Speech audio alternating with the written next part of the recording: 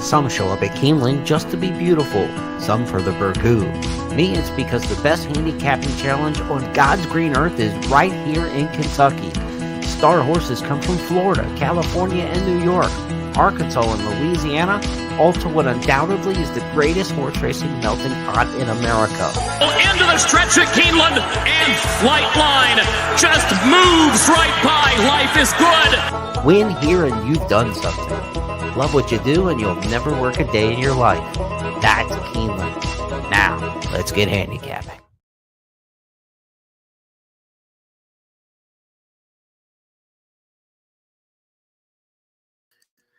We get the week started with the Keeneland look ahead for Wednesday. I'm Jeremy Plonk from Horse Player Now. The Tuesday night show looks ahead to Wednesday racing, 1 o'clock first post tomorrow for an 8-race card that kicks off week 3 of the spring meeting. We are 7 days in. It will be day number 8, so we've hit the halfway mark midway through the card on Wednesday. 15 days of racing at Keeneland. Of course, another 5-day racing week, Wednesday through Sunday this week. And then we will have a 3-day week on closing weekend, Wednesday, Thursday, and Friday. Stakes action to come this weekend. We've got the Double Dog Dare Stakes on Friday, grade 3. That one's already drawn. Interstate Daydream, interesting runner in there. Third in the Ashland last year before winning the Black Eyed Susan Stakes for trainer Brad Cox. He'll look to keep his amazing meet going. Double Dog Dare Stakes on Friday, the feature in the Distaff division. On Saturday, we've got a couple co-features for the older horses, marathoners on the turf in the Elkhorn Stakes.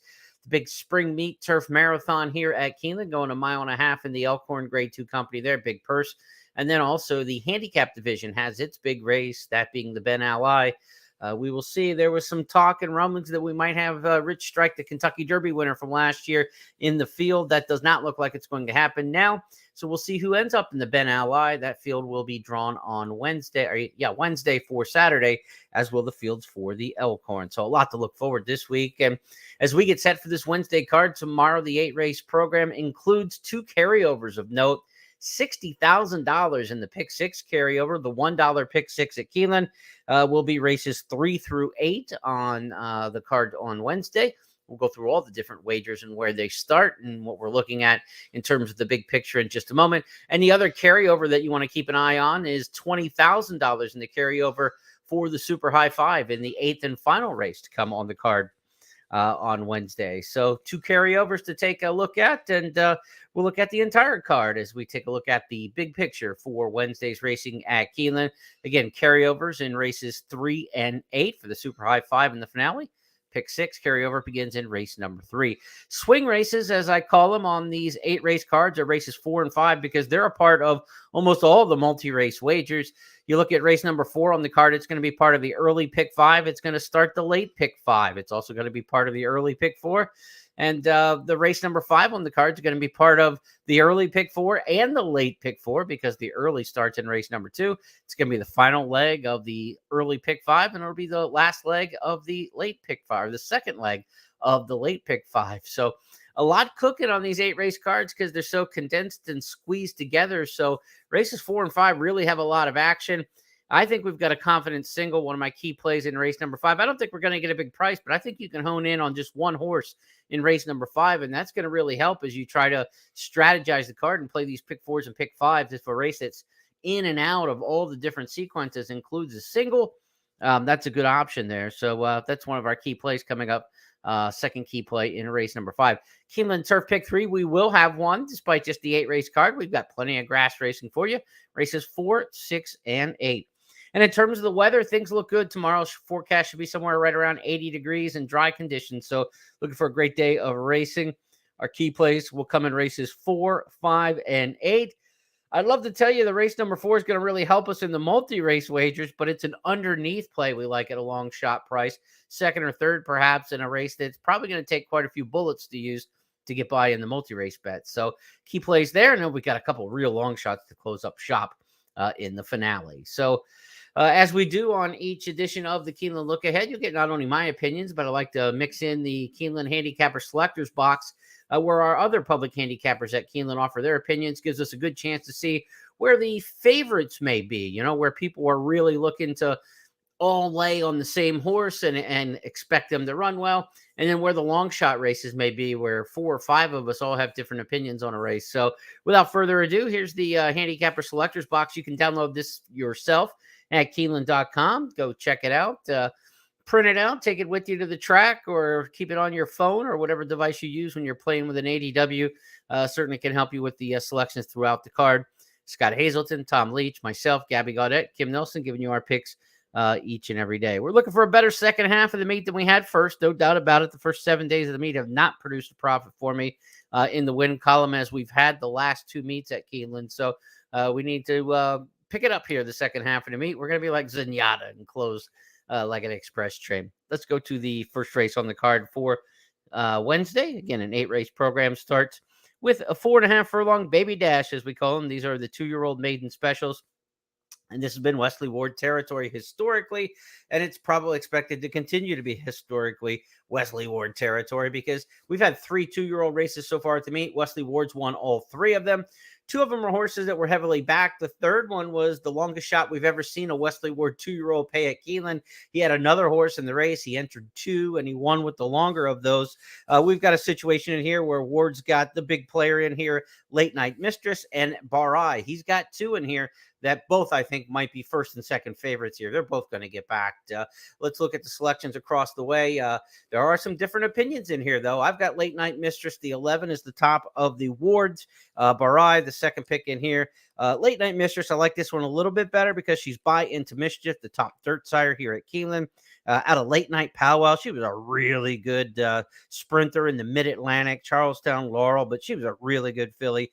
I'm expecting Late Night Mistress to come out and be a runner here. Barai's got plenty of win early pedigree out of a Freud Dam Palace Dreams by Midshipman, a 2-year-old champ. Rosario rides for Ward. That's been the call, I believe, in 2 of the 3 races so far that Ward's won with the 2-year-olds this meet. Rosario has ridden. So 6 and 11, both obviously logicals. Sapphire Knights, those getting some top choice from Tom Leach in here. And Scott has got You Almost Had Me for John Hancock on top. The 6 has got some strong works. Gaffleone rides for Hancock. It's not a combination you see often. So that one could be pretty live. And other than Wesley Ward, the next best trainer in terms of these 2-year-olds over the years has been John Hancock. But there's a big gap between number 1 and number 2. Sapphire Knights, the one who's the first-time starter, Steve Asmussen sends this one out, will be the first starter ever for sire Matoli. Of course, Matoli was a top-notch sprinter, champion sprinter here in the U.S. He was a little bit of not a late developer, but he wasn't like a right out of the box 2-year-old type. Matoli really got good spring of his 3-year-old year at Oaklawn and went rolling from that point forward. So we'll see if he gets horses that are ready to go right out of the blocks. Asmussen goes to Florent Giroux on Sapphire Knights, outside draw there. Not a big factor if you got speed. If you break and start clearing over, it's not too bad, I don't think, to be towards the outside. But beating 2 Wesley Ward horses in there will be the bigger challenge than the 12-hole, I believe, for Sapphire Knight. So Late Night Mistress, Barai, I'm going to go too deep in the opener. I'm just going to take the 2 Wards and not try to sweat it through there if we're playing the multi-race wagers. Let's look back at the big picture. So race number 1 is going to start the pick 5. Race number 2 is going to start the early pick 4. And this is a race, I'll be honest with you, written at the top of my past performances on this is dislike all 7 of them. Let's see if I can get that out there. My comments that I scribble all over my pages, I dislike all 7 horses in this race. Nothing against them personally. I mean, just for me to try to figure out which one's going to win this race. For everything I like about one of them, I dislike 1 or 2 things. So it's like 1 step forward, 2 step back when it comes to horses just trying to do something that may not be their strength or against the way the track plays. You know, this is a situation where speed's been really good at Keeneland. I don't think you want deep closers. And I think that's part of the problem I've had this meet. You know, generally I am a pace handicapper, and I'm trying to find races that are going to fall apart where a closer at a fair price has a good shot, and I'm going to pounce on those opportunities. And, you know, there have been favorites, 40% winning favorites so far at the meet. That's higher than we're used to seeing. Speed has been just deadly on the main track. I mean, horses are not coming from the clouds at all. No real deep closers at all at the meet on the main track. If that's happening, I'm probably short prices and all speed. I'm probably going to get beat on those kind of cards. And so far, that's been the predominant theme. So let's see if that continues over the final 2 weeks of the racing. But again, for everything I like in race number 2, I dislike something. So these are what we would call default picks. I've got to pick somebody. That's what they tell me to do. So I'm going to go with the 5 in here, Hard Love. Hard Love fits some of the trends of this race, but the determining factor for me, look, appears to be a fire sale, right? This horse ran in Grade 1 company, made the lead in the Belmont Derby on turf back in 2021. Now this horse shows up for 12,500. So, Eddie Keneally's obviously looking to maybe cut ties here. The horse did not run very well, 7th for 50,000 optional claimer at Fairgrounds last time. Class drop should help here. We go to the main track. Will this horse even run on the dirt? The pedigree's kind of turfy, obviously Kitten's Joy on top. Rock Hard 10's probably done better with grass horses than dirt horses as the dam sire. But I'm just hoping the class gets him home in Luis Saez. Luis Saez has an outstanding percentage here. In the mile and the 16th races with 7 horses or less, I like to run these situational stats, and you can kind of do some of that with the free database at Keeneland.com. I also highly recommend BetMix. I use BetMix a lot for my database digs. But I looked at all mile and the 16th races at Keeneland on the dirt with 7 or few horses, because these races are kind of like cat and mouse games, right? Smaller fields. You don't figure everybody's going to go bullying out there to lead. It's kind of a jockey's race. There's 2 turns. They've got to get position, short run into the first turn, short stretch run. So I think jockeys are really, really important on a small field like this, going a mile and a 16th. The win percentage for Luis Saez, 30% in this situation. Mile and 16th, 7 or fewer starters, far and away the most effective jockey. And to me, that was a tiebreaker. When I don't like any of the 7 horses, which one's most likely to get him the best trip? It's been Luis Saez historically. So I changed my picks about 3 or 4 times in this race. I landed on 5, 1, and 6. Let's look at my handicapping partners across the way. Call of Honor, the 1 is everybody else's top pick. I've got this one picked second. This is one at speed in the rail and has a win over the track at Keeneland. So I can totally get that why Call of Honor is the pick for many. Coming off an October layoff, though, I'm not wild about that at this kind of claiming level, I don't mind a layoff coming back at Keeneland for start of the year in some classy situations and horses that are pointed for Keeneland. But this horse was not pointed for Keeneland to run for 12.5 since last October. That's just not the way it works. So this is a big class drop. Horse has 1 game, go to the front, try to take him as far as they can. Call of Honor 6-1 in the morning line. This is one of the reasons why we put up the handicapper selectors box, because Call of Honor is picked on top by 4 of the 5 public handicappers. I've got Call of Honor second. You're not getting 6-1. That's just I just don't think so. When there's that much agreement on who the horse should be. It can be a default pick too, right? You got speed, the rail, less variables. And that oftentimes in a bad race where you can't figure out what's going to happen is the best way to go. I also think Hard Love, if he handles the dirt at all, is a horse who wants to kind of sit right up there second or third. The running lines are all consistent, not as fast as the 1, but if the 2 can go out, the 3 can go out with the 1, maybe the 1, 2, 3 go out, the 5 sits just kind of right behind them. You don't want to be more than about 3 lengths off the lead on this track once you get to the midpoint in the race. They're just not making up that much ground. So we'll know midway down the backstretch if Hard Love's got any shot in here, but I'm going to put my trust in Luis Saez, but I would absolutely do as much as you can in terms of the pick 4 and the pick 5. Again, the pick 4 is going to start here in race number 2 as it does each day, the early pick 4. The second leg of the pick 5, you got to buy as many of these horses as you can. I mean, I 5, 1, 6, and 7 are all horses I would want to use. You say, why not the 2, the 3, who else am I missing there? 5, 1, 2, 3, and 4 are the ones I'm going to go ahead and toss.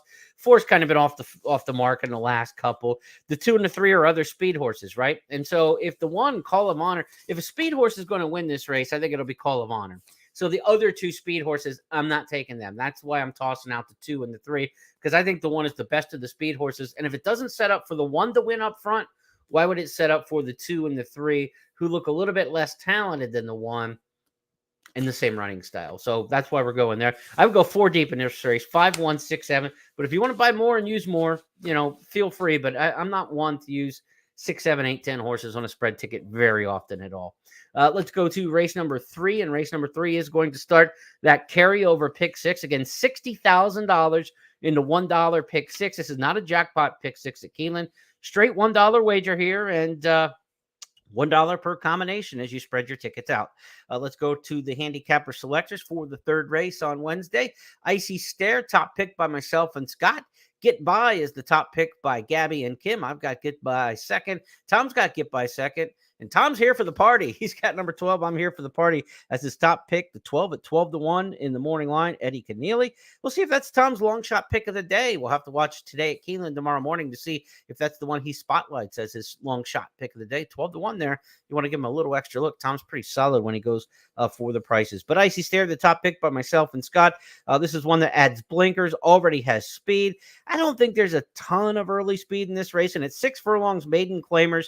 These races tend to play to the front runners. I think the 11 Gormley S has got a little bit of front speed to him, or to her, but not a super duper front runner. The one Briley maybe can break a little bit, but will she have as much speed on the dirt as she did on the synthetic at Turfway and from the rail? Maybe she goes under Chris Landeros, but I do think the 3 Icy Stairs, just simply the speed of the race, and was able to press a decent pace at Churchill on the dirt, and then has made the lead twice at Turfway sprinting. Then you add blinkers on top of a speed horse. You go to Tyler Gaffalione. I think the 3 is going to get the lead, take him as far as she can, and she's the one to beat. Sired by Frosted, should handle the racetrack here at Keeneland. Big workout, 47-4 from the gate, and now adds the blinkers. Now, I did not see the video for that workout, but I would not be surprised if this filly has not been working in blinkers since those times really perked up. She was kind of working 49s, and then all of a sudden, breeze from the gate, 47-3, breeze from the gate, 47-4. Back-to-back gate works, probably with the blinkers on. I'm expecting Icy Stare to come popping out of the gate. Let's see if she can take him far enough. Get by for trainer Ian Wilkes on the class drop. This is a trainer whose horses have all been running well. I've picked a bunch of them in the last 3 or 4 days. He's had an outstanding meet. A lot of horses running first and second.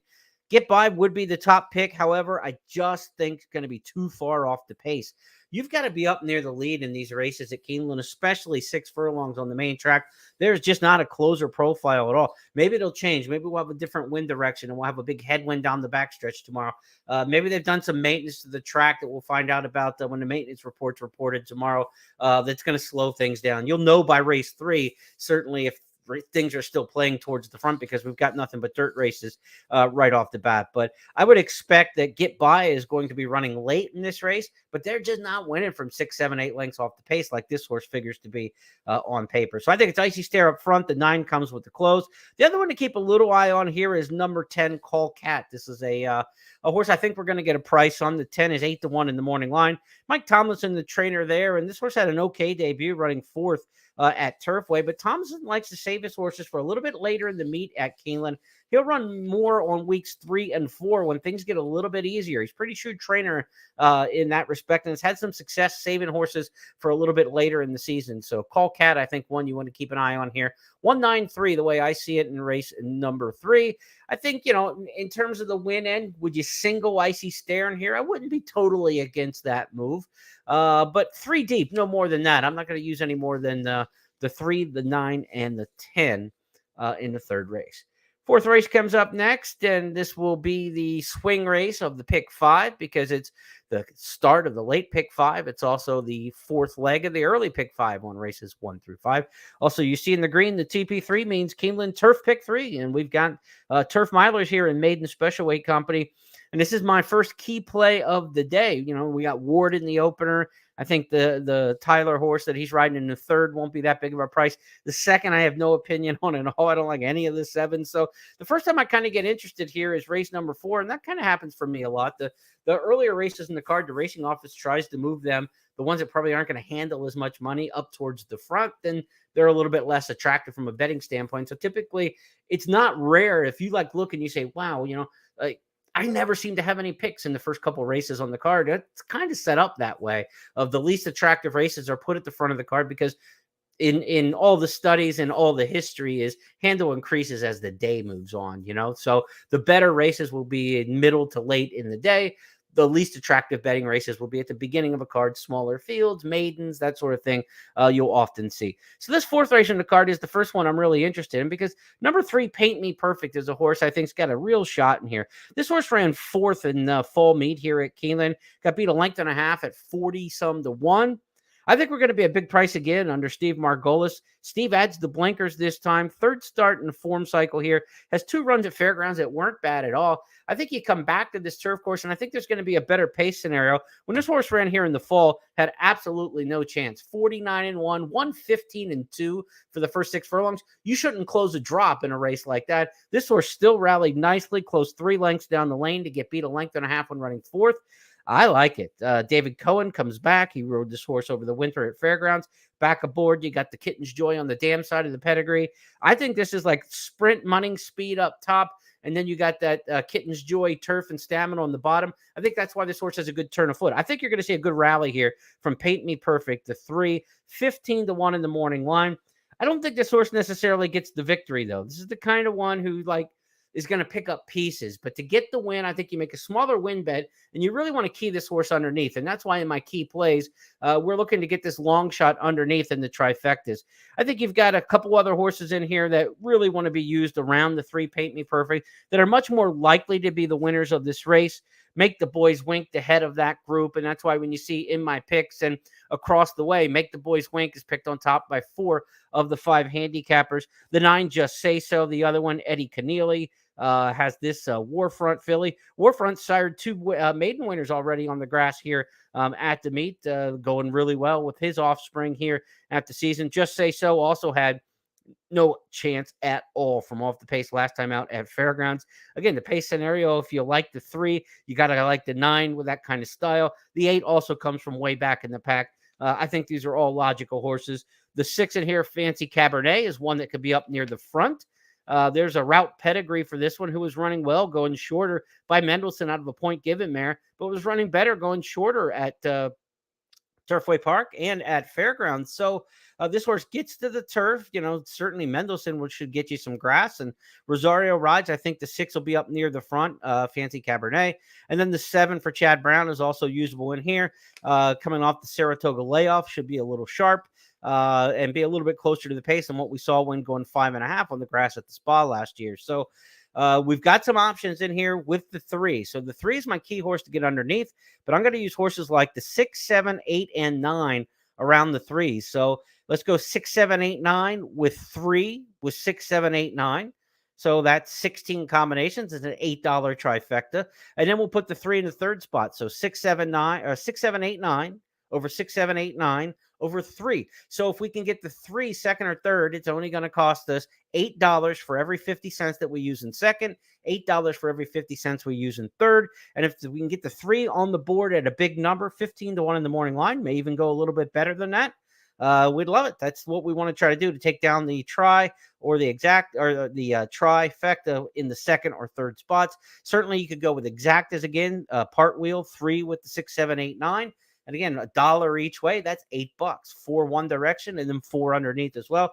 And certainly anytime you've got a horse you like at 15-1 in the morning line, even if you think they're going to run under, if you're getting double-digit odds, you want to get a little win money on them as well. So I'm going to use the 3, 6, 7, 8, 9. So this is a deep race again for the pick 4s and pick 5s. And like I told you, this is a swing race, race number 4 to the early and late sequences.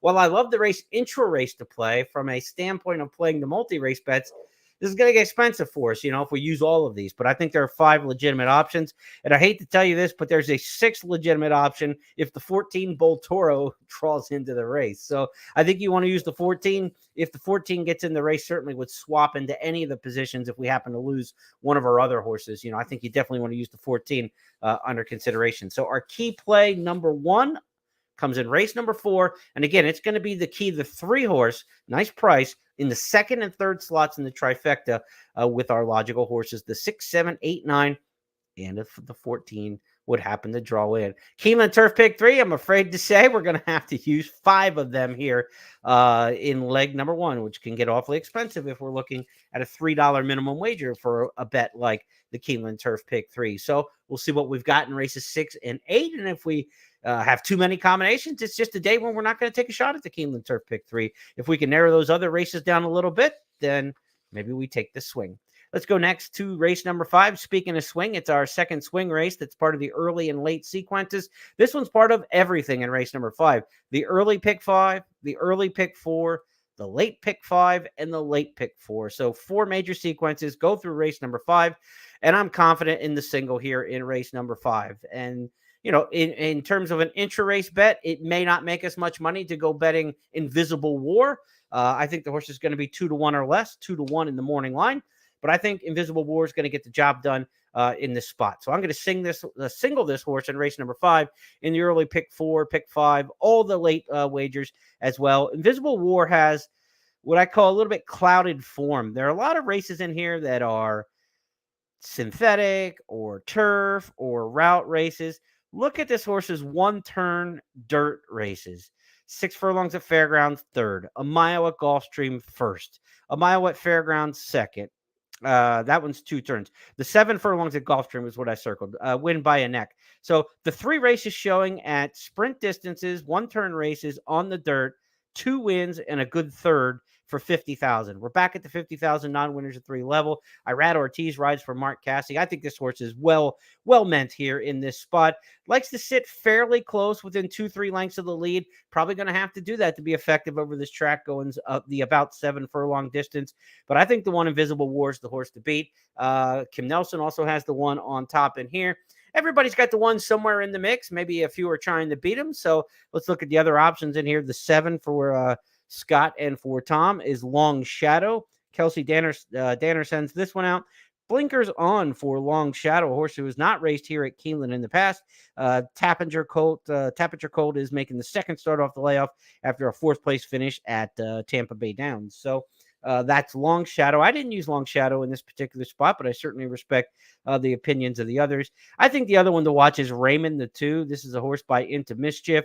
Has a win at 6 furlongs at Oaklawn Park from a little bit off the pace. Going to have to stay a little bit closer to it, but you got Into Mischief, Team Pauline, a lot of pedigree there. Bred to like it here at Keeneland. Has never raced here before, but has a good workout. 46-4 on April 5th here at Keeneland. Maybe Jason Barkley's got this one ready to run. But Raymond, to me, I think is, way less likely than Invisible War. I love Invisible War in here. I don't like anything else really in the race to kind of go digging into the the intra-race exotics. So again, for me, it's just a single. Can I get through race number 5 using one combinations for any of the pick 5s or any of the pick 4s or the pick 6 if you're going to happen to take a shot at that carryover? I say yes. And so it's a single for me in race number 5. Let's go to the 6th on the card. This is a 1.5 mile turf allowance, entry-level company here. 1.5 mile marathons, Graham Motion territory. He's got more 1.5 mile turf wins than anybody here at Keeneland. He and Mike Maker are up at the top of that list. They're both represented, and that's where I'm going to lean in race number 6 as the second leg of the Keeneland Turf Pick 3. For me, comes down to those 2 barns. Master of the Ring with the 11 for Mike Maker, and number 3, Evan Harlan for Graham Motion. Pedigree to get the long distance, certainly for Evan Harlan. This is a son of Temple City who was by Dynaformer. Anytime I see Dynaformer in the pedigree going long here at Keeneland, 1.5 miles on the grass, it's almost a blind bet. I'm throwing the Dynaformer offspring and progeny into the mix. So Evan Harlan, as a grandson of the great stamina-influenced Dynaformer, gets a major bit of respect for me. But I think under bet here at 9-5 in the morning line, and a speed horse. This race really profiles these 1.5 mile turf races at Keeneland, especially at the entry-level allowance ranks. They really lean towards horses coming from well off the pace. I know on Sunday we saw the Pletcher horse go to the front and race 1 or 2 on the card, that 1.5 mile turfer and wire, but that is so rare to see. In this kind of situation, the average winner comes about 8 lengths off the lead after the opening half mile. It's as big a closer profile as you're going to see at any track anywhere. So I think the horse who has more closing ability is the 11 Master of the Ring. For the 2 really good 1.5 mile turf trainers here with Maker and with Motion, Evan Harlan wants to go to the front. Master of the Ring wants to come from behind. I'm going with the come from behind horse on top, but I'm going to use both in the multi-race wagers, including the turf pick 3. Anybody else beats me in here, so be it. But the one thing we know about this field is there is no Keeneland form to pick from. This field has 12 starts at Keeneland, no wins, 1 second, no thirds between them all. That's not good. So these horses have not run well at Keeneland in the past. Evan Harlan has never set foot here. First time trying. As for Master of the Ring, has 2 tries off the board in both. But beaten 4 lengths in one of those races, beaten 2 lengths in the other one when running 4th and 6th. So he's been respectable over the track, but he's got to get better. And I think a good pace setup here with the 3 going to the front, the 11 coming off. I like divergent running styles when I go too deep. So race number 6 is just an 11-3 for me, 3-11 multi-race bet if you're looking. You could also look at some potential doubles from race 5 to race 6 as we go back and say with, if Invisible War is like 9-5 and the price is too short that you want to play intra-race, maybe you look at some doubles, 1-11, 1-3. 1-3 is going to be on the chalkier side, but 1-11 might not be a bad daily double to take a look at and get a decent price with. Let's go to race number 7 up next, and no multi-race wager starting here other than the late daily double because we've only got the 8-race card. Race number 7 is a claimer for $75,000 claiming tag. This is the first time we've run a $75,000 non-winners of 2 lifetime at Keeneland. I've got the database back to 2006, and I can promise you they never ran a $75,000 non-winner of 2 claimer before 2006. I can't imagine that claiming price tag showed up anywhere. This race, a mile and a 16th, and Film Star for Brad Cox has to be respected in here. The recent form isn't great, but the Brad Cox horses, as we saw over the weekend, they just continue to run well. The ones that are bet, they have been running tremendously. I had a blog that I did earlier this week. I want to say like the Cox horses. Where in the world is that sheet? I've got so many papers here. You people wouldn't even believe how many papers I've got laying around. I thought I printed it out for tonight's show, but the Cox horses are hitting at a tremendous percentage. Check out the blog section with the expert selections, and you'll see the stats from Brad Cox. But when they're like 5-1 or less at this meet, they're like just rubber stamped in the exacta. So I would expect Film Star the 2 to be very tough in this spot. Mile on a 16th race, we told you all season, and it's playing out again. Cox horses win about 31% plus at a mile and a 16th here at Keeneland. They come off that short stretch, and they've only got to get to the 16th pole. We saw it in the Lexington Stakes with First Mission, ran down the Baffert horse, re-breaking at the top of the stretch and just accelerating and getting there. So expect Film Star to be very tough in this race, despite some, less than flattering recent form. But the other one I like is Group Hug. Group Hug is going to be my top pick in this spot. I think we're going to get a much better price. 9-2 in the morning line, may go a little higher than that. But this horse goes turf to dirt, just like the time that he broke his maiden. He broke his maiden as back in 2021 as a 3-year-old at Churchill in the fall when moving from the turf to the dirt. We're back to that form cycle. This is also second off the layoff. This horse was off from May to March. Good return race for Maker at Gulfstream on the grass last time. Now they go that turf to dirt move again. I'm going to take my shot with this 5-year-old son of Speightster. Group Hug is my top pick in here. Now, I know, look, we're gambling on a 1-for-19 career horse. You don't want to get too invested in a 1-for-19 horse with confidence. So I think you're going to have to use Film Star in here as well. The 7 Royal King looks like the speed in this race comes out of a good race against Corona Bolt, a really nice 3-year-old that we saw come back and win the Lafayette Stakes. And then speaking of 3-year-olds, number 5 Princely is in this race. He's a 3-year-old taking on older horses. We don't see this very often at Keeneland in the spring or around the country for that matter. 3-year-olds in April running against older horses. Now, a 7-pound weight allowance does go to Princely for taking on the older horses. That can be helpful here at a mile and a 16th. Princely also comes out of a really, really good race. Bishop's Bay won that day. Demolition Duke was second. First Defender was third. That was a high class, one of the better maiden races all season at Fairgrounds. I should say allowance race. Those horses were all live coming out of their maiden races, and Bishop's Bay looks like a future player. I mean, a real stakes horse. So Princely comes out of some good races. That one at Fairgrounds specifically, probably better than the form suggests, but you're taking on older horses. It's a tough test. That's a tough test, but to get the 7-pound weight allowance to do so, I could see the 5 being used in here. 6, 2, 7, and 5 are all usable to me in this particular spot. I lean towards the 6 and the 2 if you have to kind of shorten things up for budget, but I would really consider, despite a 7-horse field, that going 4 deep in here may not be a bad idea. 6, 2, 7, and 5 for me in race number 7. As you look across the way, Royal Kings picked on top by Scott. Tom and I both are on Group Hug. Gabby's going with the 3-year-old Princely. The one Chelino, who I didn't even mention it while going 4 deep, is the top pick for Kim in here. So this is a race that's only 7 horses deep, but I think you want to use good bit of them when you're playing the multi-race wagers. Let's go to the eighth and final race on the card, and you'll see I've got a pair of long shot as my bombers in here. And race number 8 is my key play number 3, and this is also the final leg of the Keeneland Turf Pick 3. So we talked about maybe going 4 or 5 deep in race number 4. I think you can get through race number 6 just using 2 deep. So let's say we're 4 by 2. That means it's $12 in combinations already at the $3 minimum, or we already have 12 combinations. At the $3 minimum, we've already spent $36. So it's going to cost us $36 for every horse we include if you want to play the Keeneland Turf Pick 3. Now, the fact is we've got a couple long shots here. So you want to get some win money on them. But if you want to kind of roll the dice and at $36 a pop, really try to pop in here on the Keeneland Turf Pick 3, I'll give you 2 options. The 1, Stay Lost, and the 5 horse in here, Bel Rosso, both at 15-1 in the morning line. Stay Lost ran really well over this turf course in October. Premature move that day and kind of got hung up at the end. Throw out the last trying the dirt at Churchill. Things went awry after that, physically, obviously, and hasn't appeared since. While we haven't had a lot of layoff horses win the turf miles so far this meet at Keeneland, historically, that's been a great profile. Turf miles are the easiest place for horses to come back and fire off a long layoff. The pace is usually modest, and they just really pick it up the final 3 furlongs. You don't need to be super fit. You just need to be sharpened. I think Norm Cassie might have Stay Lost sharpened in this particular spot. I'm taking that one on top. Gabby's got a third, so she's got hubby's horse in their third. I like Stay Lost as my top choice. The 5, Bel Rosso, also one you definitely want to consider in this race.